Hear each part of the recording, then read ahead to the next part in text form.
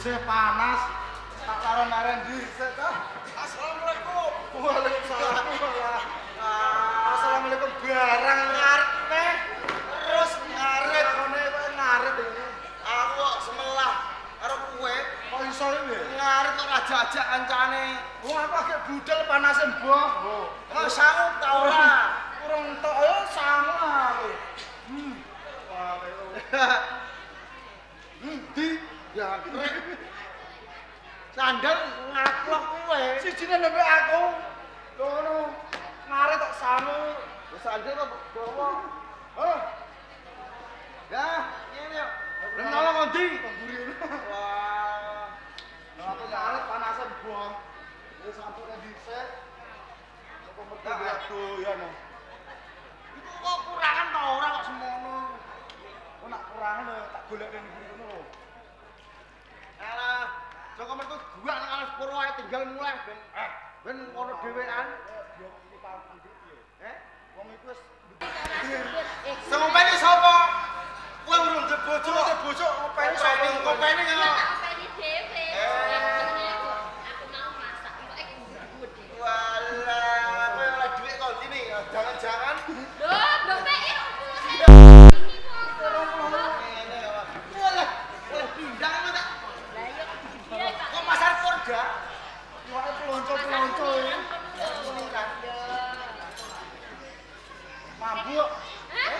Mambu apa? Iki mambu, Pak. Mambu. Iki jangan ini. Niru.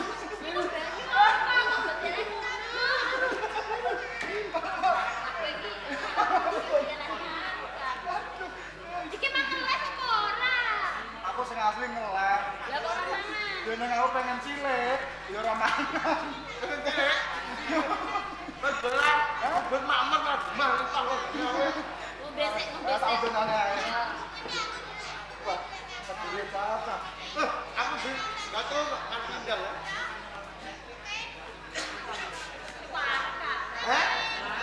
Iya. Dulu. Kecil berapa nak? Kok udah kecil tuh lo? Es iki. Entek no des.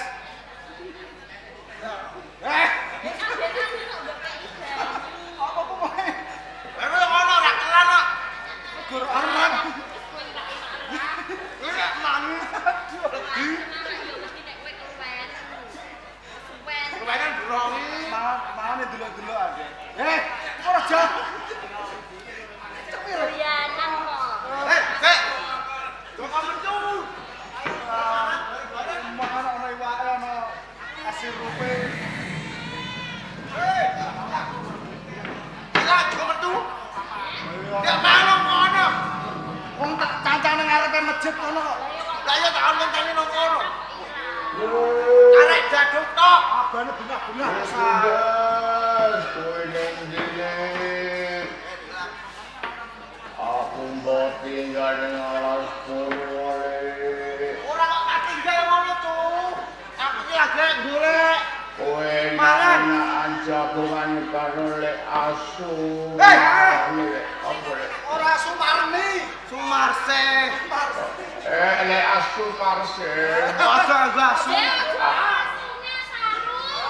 Saru basaru ku ding isor lek. Oh, santai Mbak Saru wis dijogo. Aku golek no mangan ya lek. Rene, iki lho. Aku mesti ucul wong desa-desa apa? Dan aku ora mau golek no mangan golek dhewe oleh.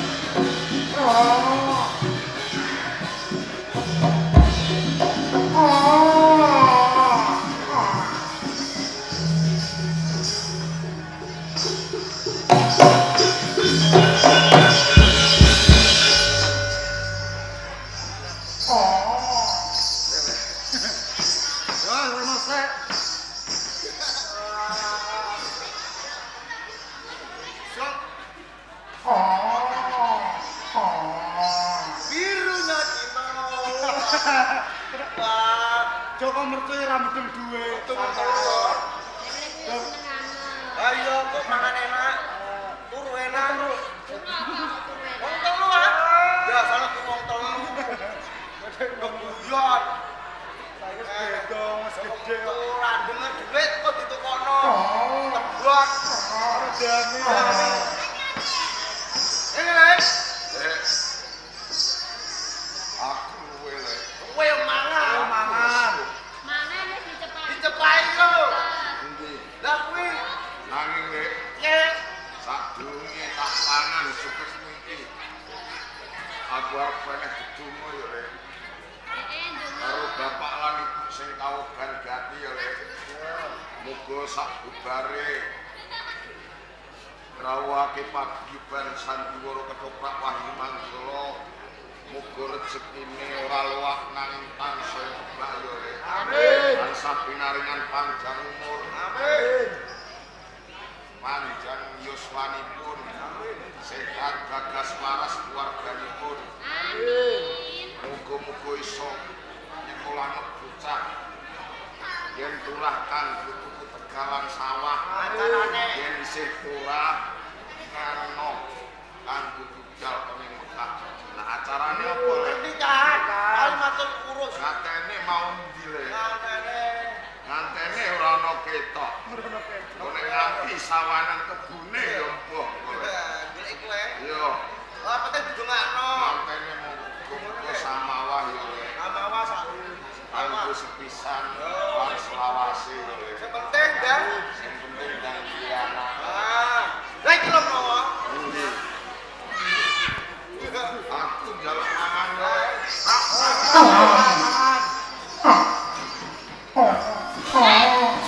Enak apa piye? Kok sepan? Obek.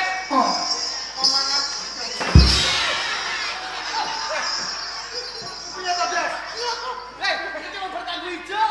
Ora terima hijau. Iki kok golek iki harus cukup. Wis kaelan digolekno suket, dicari sing ngombe kok mau. Lek pinggir, lek sarpon. Iya, kayak iki. Lan kowe Mbak Ayu. Nganti tak sunggari ki mau ana abang-abang kaya jeneng getih apa lho. Waduh, teh kon. Minangka aku mau ngaret, Heeh. tanganku kebacok. Iya. Dadi ku mau getih. Getihku. Yen ngono le, kowe dina iki ora usah golekno pangan kanggo aku wujuding suket lan ijo-ijonan ya le. Lah terus, Aku golekno daginge menungso wae. lho kok daging menungso iki? Tak badoke dadi padat kala mangsaku le. Kok samaran teko daging menungso iki karepmu dhewe apa piye? Mergo sakwise aku ngrasakake getihe lek sarpon iki tansaya nambahi daya kekuatanku. Iki lagi getihe apa meneh yen aku mangsa daginge menungso le. Daging menungso sing udakara umur pirang taun? Udakara umur 10 nganti 12 taun. 10 nganti 12 taun. Iya. Cilik-cilik berarti. Bocah sing isih cilik, Ah, sing wani karo wong tuane ora gelem sekolah, ora gelem ngaji. ngono. Kuwi dadi tadah kala mangsa gule. Ape-ape Endi le? Itu bocah. Bocah endi le?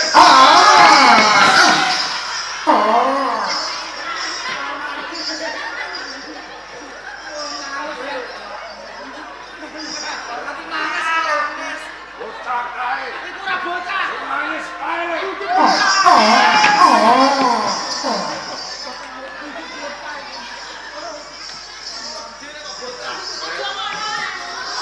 Iki get-geti. Iku dadi bocah iki.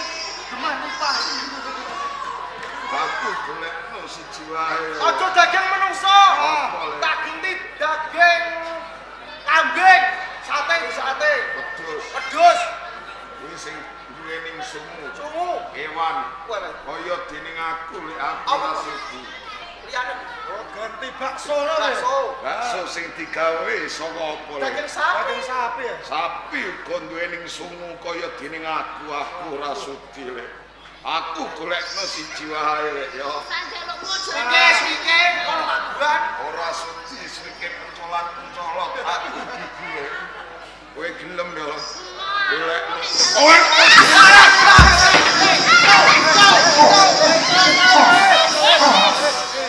Iki piye? Mula aku golekno siji wae lek. Kowe gelem golekno aku apa ora lek? Oh, wong Kowe gelem ora? Kowe gelem ora?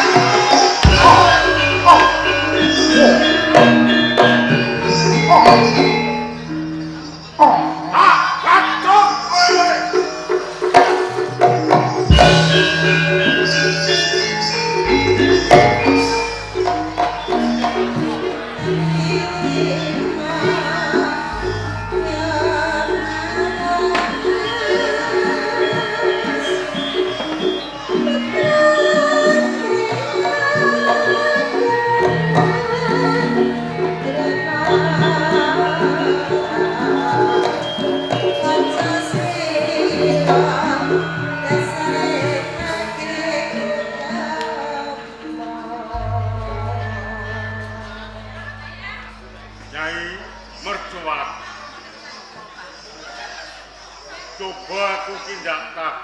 kelawan kowe. Yen mengko pancen ana luputku ta salahku. Ayo sadurunge aku njaluk ngapura. Aku ki kok gumun banget karo kowe. Saben pendak-pendak aku ki pengen jagongan kelawan kowe. Ya mbuh apa mengko sing dirembug. Ning nyatane bareng aku lakon jagongan karo kowe. Isine kowe iki mung besengut polatanmu. Isine kowe mung netesake loh. Isine mung saben dina tawang-tawang tangis. Lah iki lho. Janjane iki kowe iki apa sing kok pikirake?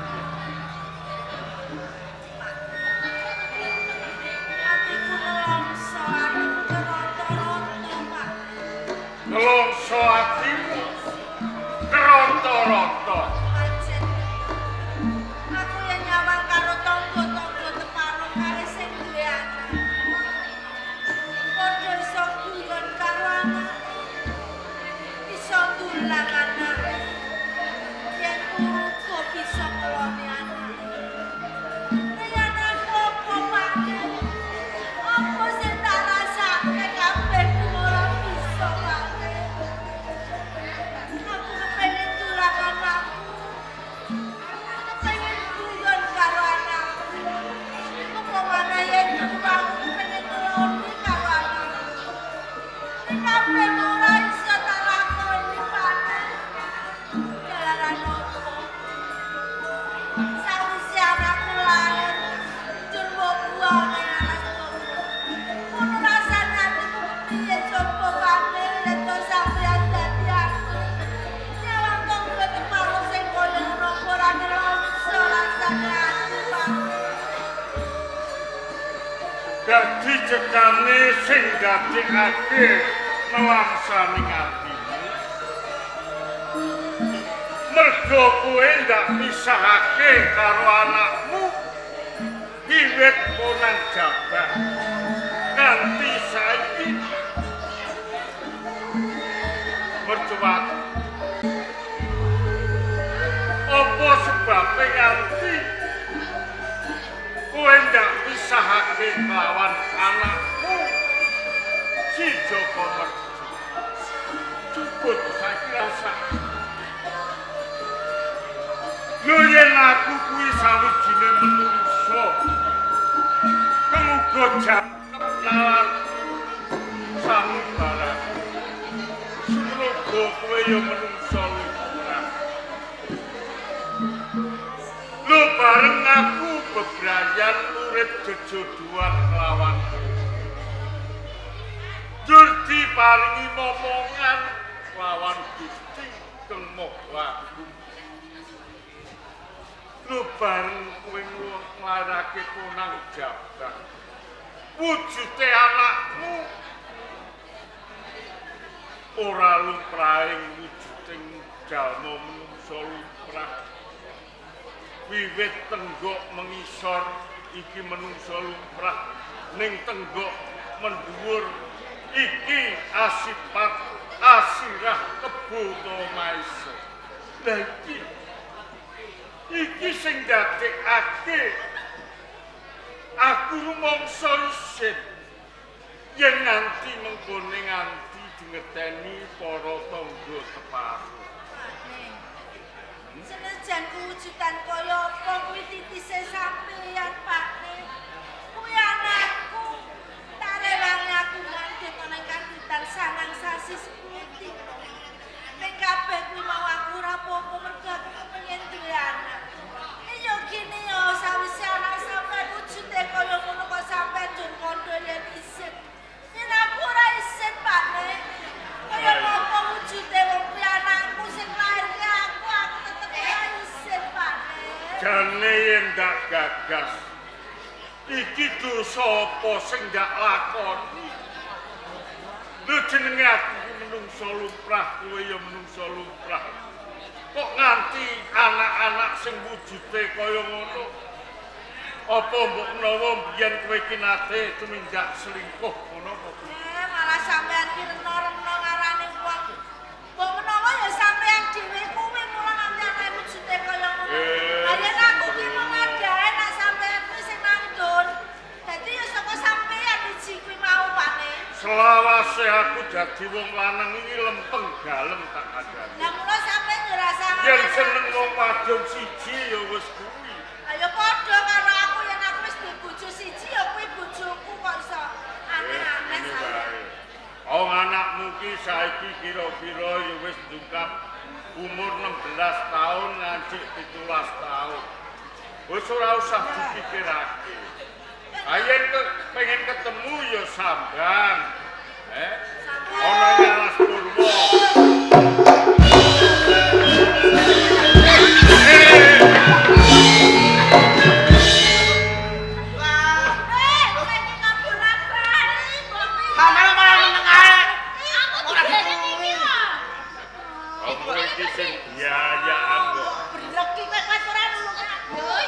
Melayu ning lak yo kudu nyawang dalan. Lagi wae ana wong tuwa padha jagungan. Sampeyan gak dade. Gak dade lah ono iki lho.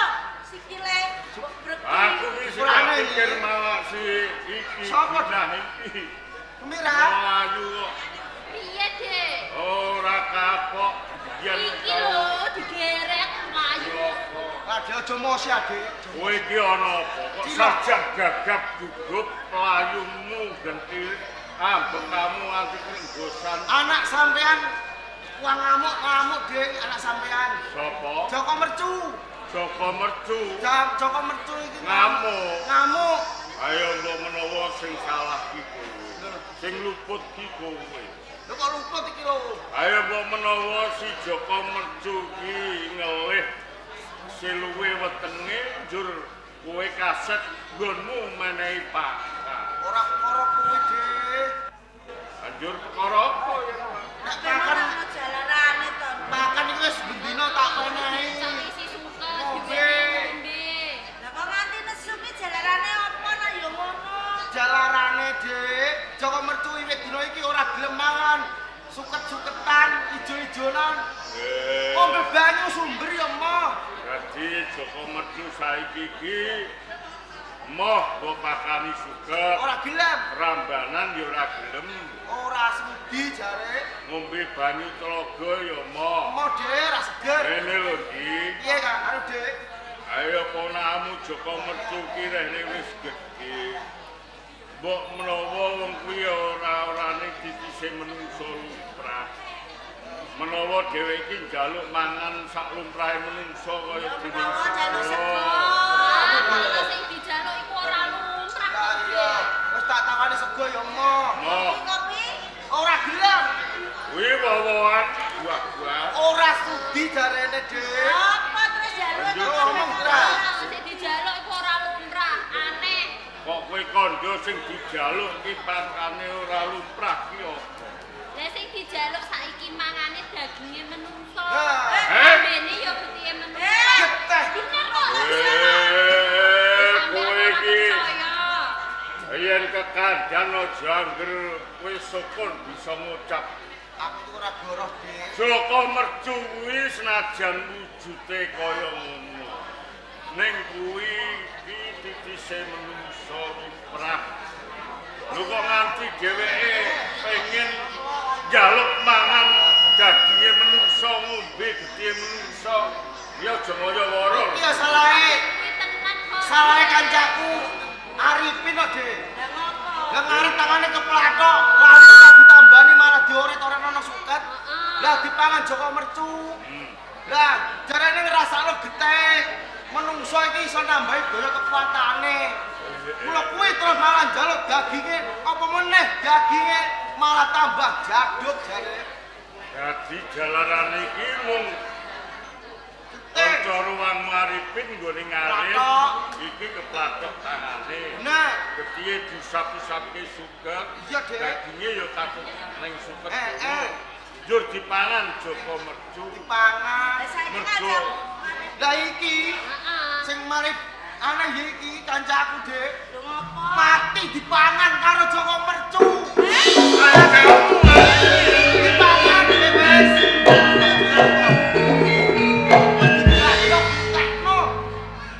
Ora nyiso. Mana kowe rayu-rayu ki ngopo? Ije kurahan aku habis warga ya. Kono.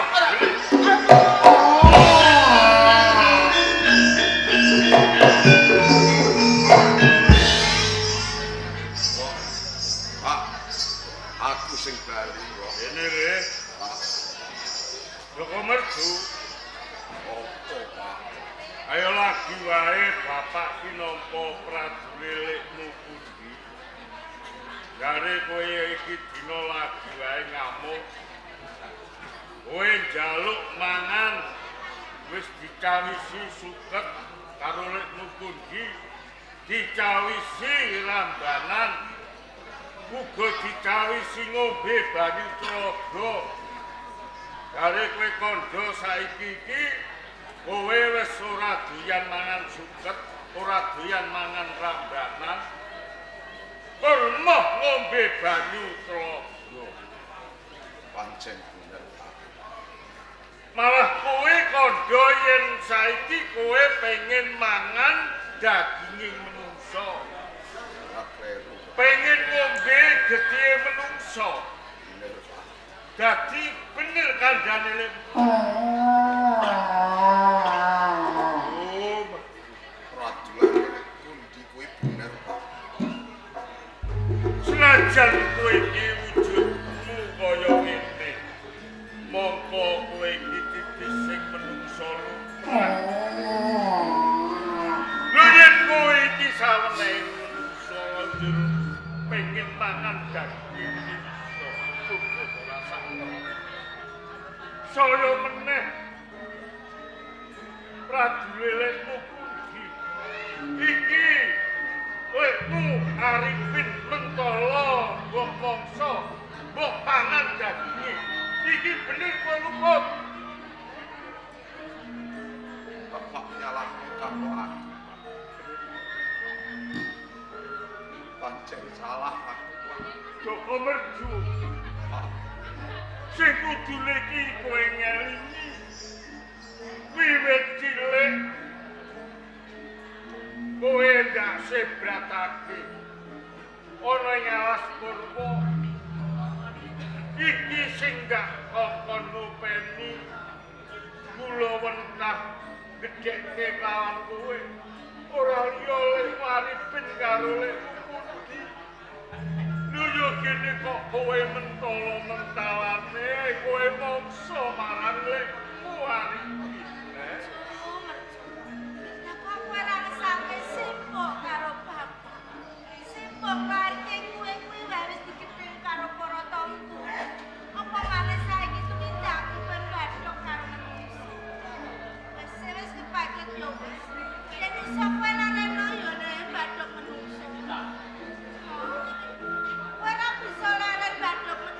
aku ora bakal elek. Ora apa-apa mercu. Ketok pancen kowe pengen badhok menungso bajok piye kabeh ki mang. Ketok engko kowe ora iso badhok menungso iki lho Simbo. Simbo isih nganggo tanpa guna Simbo urip yen to nyawang anakku ora kena tak kandhani sing kaya ngene. Simbo badhoken mercu. Simbo badhoken. Ora, Mbok. Ora.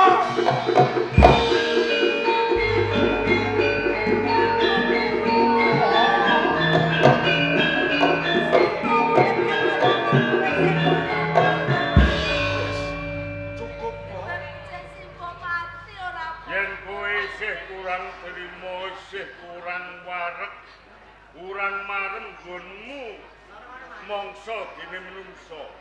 Bapak uga semono gole, lila lan legawa bapak iki mangsamu. Bapak panganen. Pak, Mbok. Kowe ora bisa ngrasake aku, Pak. Lan kowe, Mbok. Nganti aku tumindak kaya ngene iki. Nganti aku mangsa dening lekku Sarpon. Mergo dhewekne salah ora gelem golekno pangan kanggo aku, Pak. Takoni, Pak. yen to mercu kuwi salah.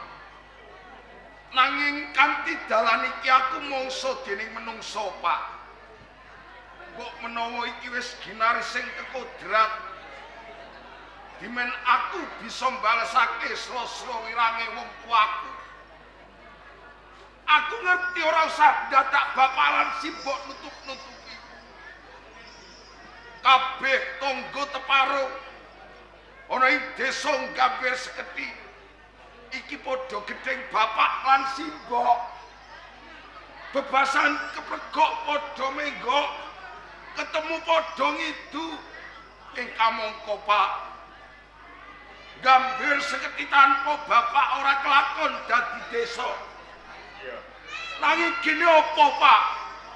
Babar pisan tangga teparo ngajeni lan bapak.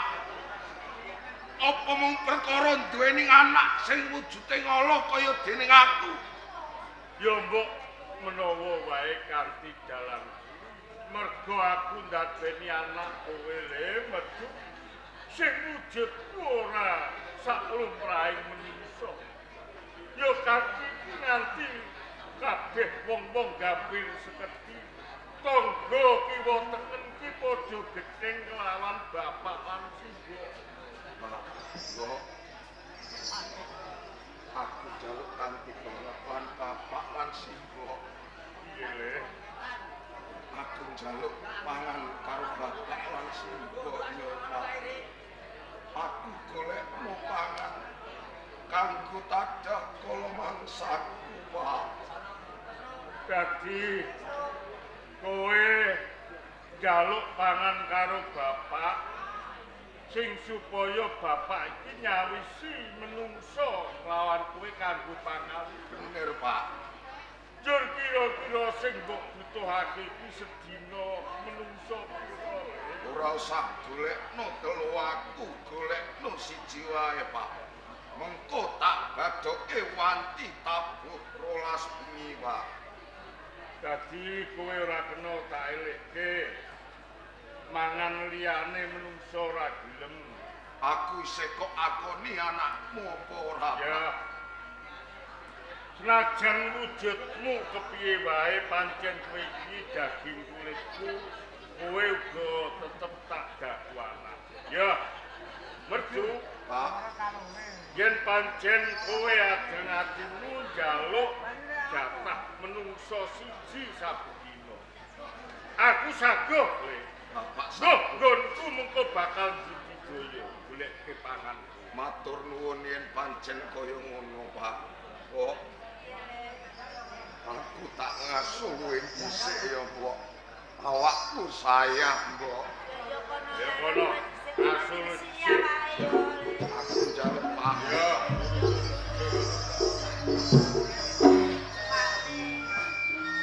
Jadi sampean iki piye to, Pak?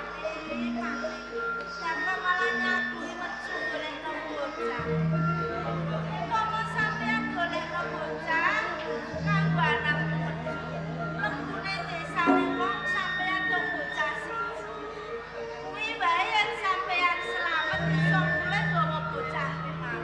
Ayo to sampean ora selamat entuk bocah siji, terus konangan wong desa apa sampean ora digebuki? Apa sampean ora cilaka, Pak? Ayo perkara kuwi mbuh mengko nggonku budidaya. Patone aku ki ora golek menungso ing laladan Gambir Seketi. Mengko yo tak golekke saka liya desa.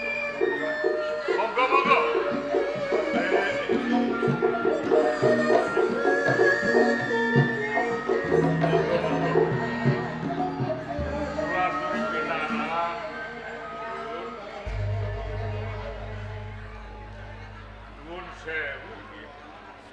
Iya, yo, Ken. Boten ateges kula menika kami tambuh mapan nembe pisan menika kula ngertos dhateng. Ning yen nitik dhateng agemanipun menika kados salah setunggalipun priagunipun.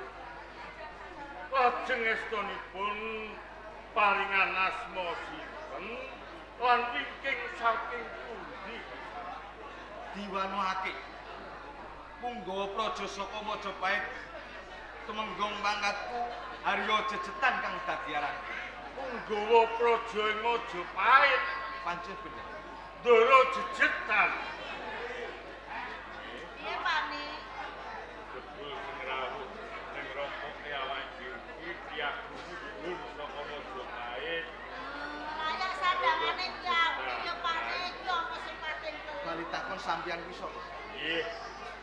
Nggih dipun waruhaken. Kula ingkang ngapeparap Ki Pamenggir Yajar pamungkur. pinangka manca kakinipun wonten ing tlatah dusun Gambir Sekedhil. Iki dusun Gambir Sekedhil. Leres. Bapa Yajar pamungkur.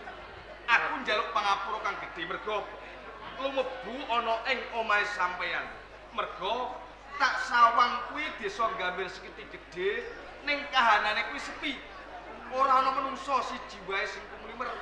Mung mrigi omahe sampeyan sing mengo. Banjur aku lumebu iki mau. Dados panjenengan pun Ya mesti wae. mongko ing dusun Gambir Sekedhil menika dusun ingkang liar. Kok ngantos suasananipun sepi napa melih saben wanci siang kori-kori tahi lawang-lawang menika sami dipun tutup.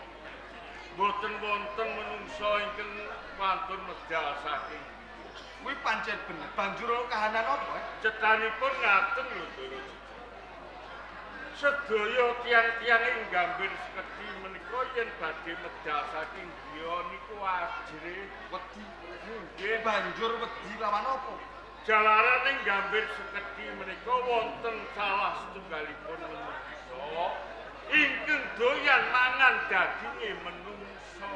Ana menungso mangan daging menungso. Nggih. Ngombene nggih wonten ngombe getih menungso. Lah sampean karo bojo sampean kok kendel dhewe. Kabeh lawang padha ditutup sing mengo mrigi omahe sampean dhewe, sampean kok ora wedi.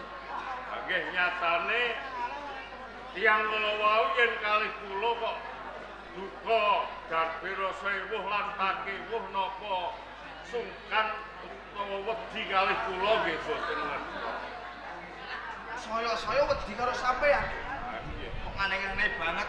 Lamun to cetha menungso sing manungso kuwi mau wedi karo sampean, mbok dicandhek pengen gawe geger ning Gambir Sekedhil kene tak yo ngono. Ampun boten kurang-kurang anggen kula aweh pitutur. Anyatanipun dipun cepeng tiyang gangsal mawon boten kuwajak. Ora kuwowo. Tiyang sedasa nyepeng niku boten kuwajak. Ana ing ngarep sampean kandha ora wedi. Nggih. Mesti wae ngerti papan panggonane. Nggih ngertos. Banjur ana ngendi papan panggonane? Menungso sing man menungso kuwi mau. Nggih, adab rupiane niku wonten ing alas kurma. Ning sok kala mangsa nggih dumugi ing griya kula mriki. Saya tekan omahe sampean kene. Nggih.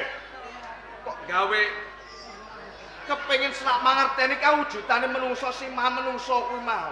Mila kula niki mbok nggih nyuwun sabiyantu kalih panjenengan. Menawi panjenengan kuwi nyepeng tiyang ingkang remen mangan daging menungso kala wae. Ya, mergo aku kalebu punggawa praja, aku bakal melu nentremake Gambir Sekedhil kene. Saestu Mestine wae. sampeyan wantun kalih tiyang ingkang doyan. Harya jejetan prajurit ana Majapahit. Ora wedi kahanan apa wae. Mengko yen sawanci aji mriki ingkang atos-atos. Ora usah kuwatir. Mergo sampean uga ora wedi. Aku mesti wae ora wedi. Ya kaya ngoten iku mriki biasane. Sekol masane mrene. Iya, ngane-ngane banget. Iya. Napang sik. Kareh. Oh, cetha iki aku iso duduk awekon. Mergo sampean ora wedi, kawujudan sing gegirisi iki mesti pesugiane sampean. Sampeyan Sampean pesugihan ana ing Gambir Sekedhil kene. pesugihan kok wae kados ngaten. Wong mek pesugihan omahe kok mung trima kados. Yo mergo supaya ora kawis tara. Niki mboten pesugihan kula. ora pesugihanmu. Estunipun iki anak kula piyambak. Nggih, anak kula, Den. Anake sampean. Nggih. Layak ora wedi karo sampean. Sampean yo ora wedi. Le, Joko Medu. Apa, Pak? Ya iki kadung panganmu, Le. Iki sing dadi Ya.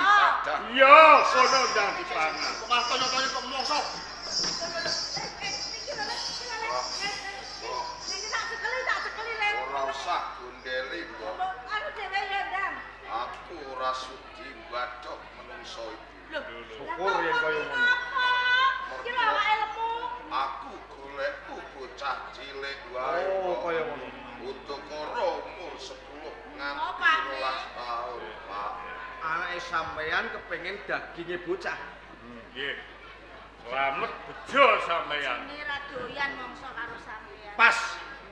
Pas kelawan kahanan ana Mojopahit sing saiki geger. Kang dituwahake Hadipati Bandar Subali ana ing Kadipaten Granti. Lamun to anake sampean kepengin mangan daging manusa. Gelem bebarengan alaman aku tumuju ana ing Kadipaten Granti Bandar Subali mengko iso tadah kala mangsane anak. Ngoten Le, Joko Medu. Apa, Pak? Iki lho.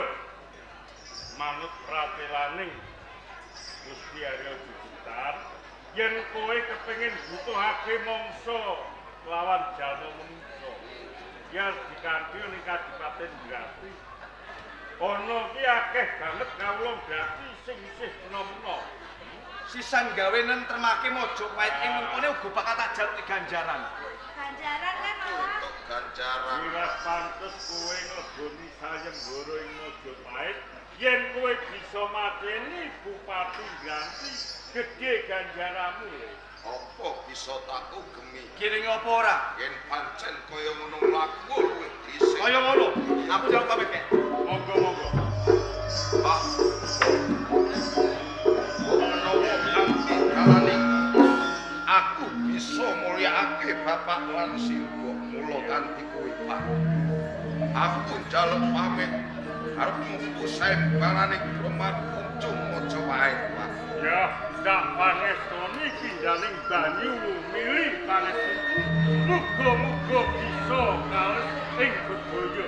Sawetara aku njaluk pamit, Pak. Wong Sing ati-ati, Le.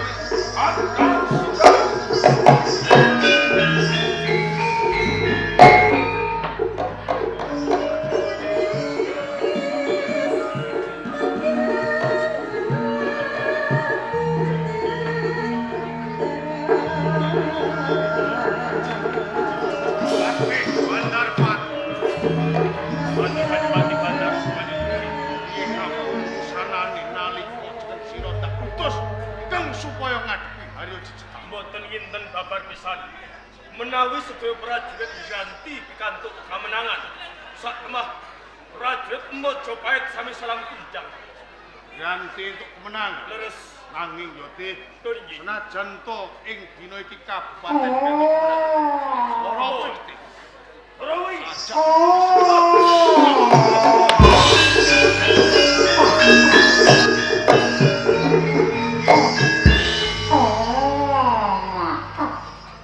Lagi sepisan iki aku ngerti ana wujud sing aneh-aneh. Leres menika wujud ingkang gegirisi sanget kan. Enggak mendur wujud kebo mengisor menungso Tur luhur. nggih. Tak takonane. Sumangga. Di sana ora teges aku tambuh karo kowe iki ora. Nanging pancen lagi sepisan iki aku ngerti karo. Yen pancen kowe bisa tata jalma. Sapa sing dadi jeneng? Joko Mercu. Lho, Gambir seteki omahku alas Purwosabar. Rumangsa gumun sakjroning atiku. Ewon dene kowe wujud sing berisi bisa tata jalma. Kowe gumun ngerti wujudku sing kaya ngene. Nanging bisa tata jalma. Iya. Kowe uga gumun. kan bedane aku. Kabeh uga gumun. Aja meneh kowe. Iya. Aku sing dadi gumun. Sing dadi kok malah gumun. Joko Mercu jeneng. Iya. Kok nganti kowe temeka ning tapel wates Kabupaten Granti apa sing dadi karep? Tak gelak lakuku ninggalake omahku Gambir seteki. Iya. Wong aku pengen tumuju ning Kabupaten Brati. Goleki menungso kang aran Bandar Subali. Pengen goleki menungso sing aran Bandar Subali. Iya. Joko Mercu. Iya. Yen to kowe kepengin goleki menungso kang aran Bandar Subali. Yo aku iki.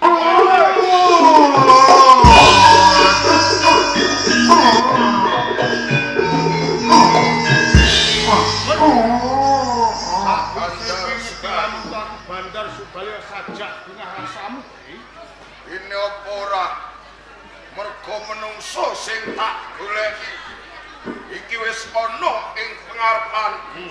Kula kanthi kuwi Bandar Subali. Joko Mercu piye? Manuto karo aku munggah ning gegerku tanganmu kunti langsung. Tak jak sowan ning Mojopahit. Yen ngono kowe minta sraya saka ing Kraton Mojopahit. Ora tak selaki Bandar Subali. Joko Mercu. Apa Bandar Bandar Subali? kowe ndak kandhani. Aja nganti melu nyampur perkara lan perkara Mojopahit. Kowe becik kowe bali ning dangkam sadurunge lara awak. Bandar Subali. Mercu, Welaso karo aku. Manuto karo aku tak jak sowan ning Mojopahit. kowe gelem bali apa ora? Ora bakal Ora bali.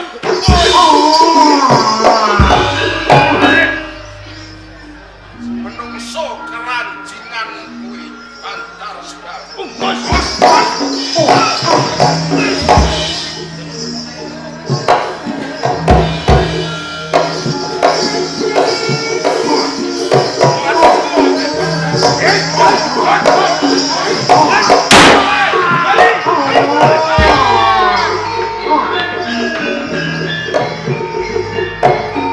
Bandar Subali.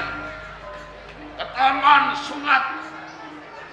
Brodol watu nangis. Aku ramar. Yen aku durung ngerti patange Bandar Subali. Hei! Bandar Subali! Bandar Subali!